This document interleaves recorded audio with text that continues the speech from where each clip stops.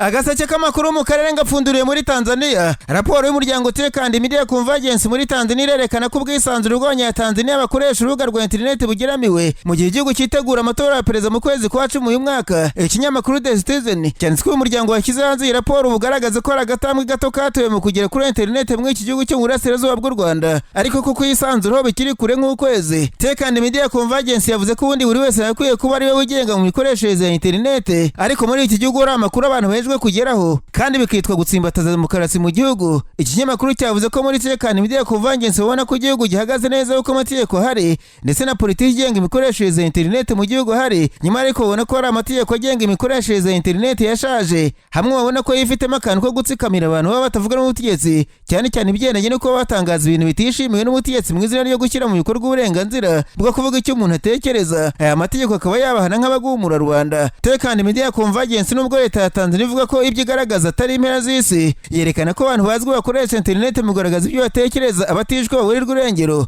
igasanga ibintu bizarushaho kuba mu minsi iri imbere ubwo igihugu kizaba kiri mu matora ya perezida mu kwezi kwa 10, kuko udashyigikiye ishyaka sisiyemera ku butegetsi ibitekerezo bye bifatwa nk'ibigumura abaturage. Muri Afurika hamwe na hamwe mu bihe by'amatora ya perezida internet ubutegetsi buyikuraho ngo hataba imigumuko, no muri Tanzania birakekwa ko amatora azaba ntabuze ibihabera, hazemezwa ibitangajwe n'abafite ububasha bwo kubuza abantu kuvuga. Nararanganije amaso ibinyamakuru byandikirwa muri Kongo Kinshasa, abanyamakuru bakiza amakaramu ku mpapuro barandika banatwe ingabo ziri mu butumwa bw'umuryango wa Afurika y'Amajyepfo uzwi nka SAMIDRC zamaganye ibirego bya M23 bizishinja gutegura ibitero na wazarendo n'ingabo za Kongo FARDC bigamije gufata umujyi wa Goma. Mu itangazo ryayo ryo kwa gatandatu M23 no yamaganye ibitero Goma, ivuze ko binyuranije n'amategeko, ivuga ko byagabwe n'ingabo zo mu butumwa bw'umuryango wa Afurika y'Amajyepfo uzwi nka SAMIDRC ku bufatanye n'ingabo za leta ya Kongo, umutwe w'iterabwoba wa FDLR n'urubyiruko rw'abazarendo. M23 yavuze ko ibiheruka ari ibyabaye ku itariki ya 11 Mata uyu mwaka bikaba biteje inkeke itaziguye ku ituze n'umutekano w'abaturage b'abasivile, ndetse ko habaye n'amagerageza menshi yashubijwe nyuma yo kwisubiza umujyi wa Goma, umurwa mukuru w'intara y'Kivu y'Amajyaruguru. Umuryango wa SADC kubinyujije mu itangazo wamaganye wivuye mu byo ushinjwa,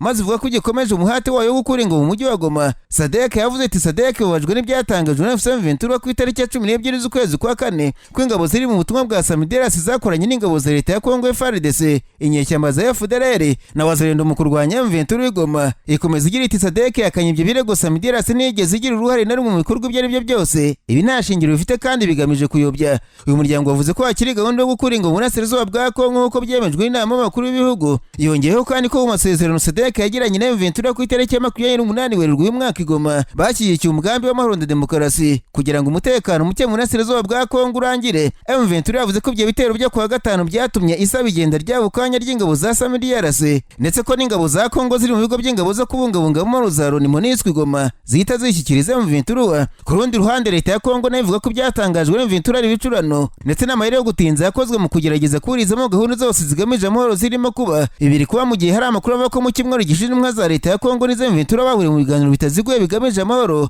byabereye Doha muri Qatar ku buhuza bw'icyo gihugu. Nta kiratangazwa ku mugaragaro ku migendekere y'ibyo biganiro. Ihuriro M23 kandi rirwanya ubutegetsi bwa Kongo ryanashinje ingabo ziri mu butumwa bw'amahoro bw'umuryango w'abibumbye MONUSCO kurekura ingabo 800 zari zayihungiyeho kugira ngo zihungabanye umutekano mu mujyi wa Goma. Umuvugizi wa M23 Lawrence Kanyuka ku itariki ya 14 Mata yatangaje ko ubwo abarwanyi babo bafataga umujyi wa Goma, MONUSCO yasobanuye ko icomeka ingabo za Kongo FDL na wazarendo bagera ku 2,000 ariko bisigaranye 200,000. Kanyuka tubwo umujyi wa Goma wahurwaga MONUSCO yatubwiye ko hari abantu 2,000 ariko uyu munsi harimo 200,000, aho barwanyi 800 bitwaje intwaro bagiye niba ari gukora ibyaha bashyigikiwe na SADC. Ku rundi ruhande ariko hari amakuru avuga ko Joel na Munene Muganguzi, umuyobozi wa politiki w'ubumwe bw'ingabo ziharanira kongera kubaka Kongo, umutwe wo kwirwanaho wabarizwaga muri wazarendo mu misozi ya Uvira muri Kivu y'Amajyepfo, yatangaje ku mugaragaro ko biyunze kuri M23 iyoborwa na Colonel Nanga. Joel na Munene yasobanuye ko icyemezo cy'uyu mutwe cyo kwinjira muri M23 cyavuye mu nama y'ubuyobozi yabaye ku itariki ya 30 Werurwe Bukavu, ubwo kwitandukanya n'ubutegetsi bwa Kinshasa kuje gukurikira ukwa Kabido muri teritwari ya Rubero mu ntara y'Kivu y'Amajyaruguru. Uyu mutwe witwaje intwaro wiyemeje gufatanya n'inyeshyamba za M23 utera umugongo ingabo za leta ya Kongo. Hanyuma ariko kandi perezida wa Sena ya Kongo bwana Jean Michel Samarukonde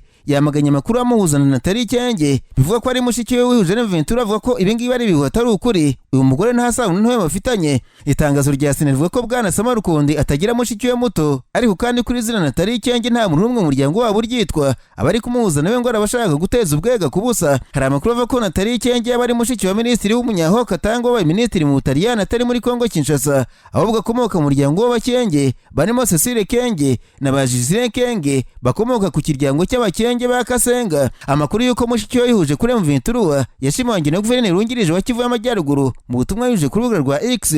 Vice guverineri Ngarambe Manzuri yavuze ko abanyekongo bose bahawe ikaze muri M23 mbere yo gushimangira ko urugamba umutwe urimo ari urwa buri munyekongo wese. Hagati aho amakuru aturuka kuri M23 avuga ko abayobozi b'uyu mutwe bafata ko bakenge yihuje nabo nk'ikimenyetso simusiga cy'uko no mu bakomeye mu butegetsi bwa Kinshasa hari ubwiyongere bw'abemera ubutumwa bw'uriya mutwe ndetse no kuba wemewe n'amategeko. Promosi idasanzwe ku ndwara zitandukanye harimo nka diabete, hypertension, hepatite, impyiko na prostate. Waba sugira ububabare mu nda bushingiye ku moko y'inzoka zitandukanye nka amibe, teniya n'izindi, cyangwa ukunda kugira ibibazo byo mu nda bidasobanutse, ufite se ahubwo indwara z'uruhu cyangwa ukeka ko wahumanyijwe, yabazaniye promosi idasanzwe kuko ubu kuvurwa ari nk'ubuntu. Abangaba bafite inkomoko muri Tanzania kuko bakorera muri East Africa yose ndetse bagakorera no mu Rwanda. Bafite ubunararibonye mu kuvura bakoresheje imiti ikomoka ku bimera. Bavura cyane abagore bakunda kugira ibibazo mu myanya y'ibanga nk'ama infection, imihango idakama n'ibindi. Bavura kandi n'abagabo bagira ubushake buke mu gutera akabariro n'abatishimira ingano y'igitsina cyabo.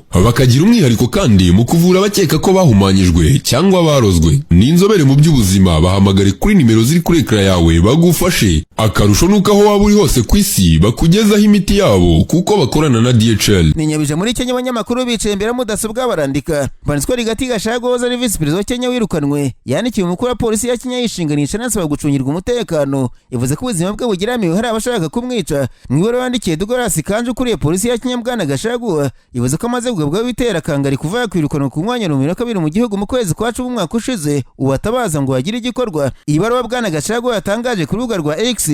Yavuze ko umukuru wa polisi ya Kenya niwe yandikiye afite akaboko muri kumucukurira imva kuko ari umwambo yababurindaga akamuteza mu Rwanda ahora mugenda bafatanije n'abapolisi. Uyoboze mu butegetsi yavuze ko hari ibitero byagabwe ku rugo rwe mu mujyi wa Nairobi, agamya ko babikoze Douglas Kanje ukuriye polisi abazi neza kuko binashoboka ko aribo batumye cyangwa se n'ubwo akaba yariyiziye. Rigati Gashagoza agaragaza ko hari imodoka zitagira ibiziranga zihora zimukurikirana aho agiye hose cyangwa se mu muryango we, ndetse anagaragaza ko niyo agiye gushyingura cyangwa se mu misa bari hose bagomba kwaduka imvururu zigamije kumuhitana bikarangira rusimbutse. Imodoka yari imikangizwa bikomeye. Hari ubwo inkeragutabara z'abagabo n'abagore zigeze kwiyemeza kurinda umutekano muri Rigati Gashagoza mu rwego rwo kumurinda igisuzuguriro. Uyu mugabo wandikiye barimo Perezida William Ruto ndetse n'abagari ibihugu byabo muri Kenya yibaza impamvu igihe cyose yagiye ataka nta rwego n'rumwe rwa leta rwigeze rumutabara, akabona ko yicwa ryari umugambi wa leta. Agaseke k'amakuru mu karere ngapfunikire muri Uganda abanyamakuru bakoze ba muri no barandika. Banditswe Perezida w'ishyaka NUP ritavuga n'ubutegetsi muri Uganda Bwana Cyagure Yubatarias Bobi yasabye abanyarwanda bose ko nk'abayitsamuye umwaka utaha bakwiye guhagurukira rimwe bakavana Perezida Museveni ku butegetsi amaranye imyaka 39.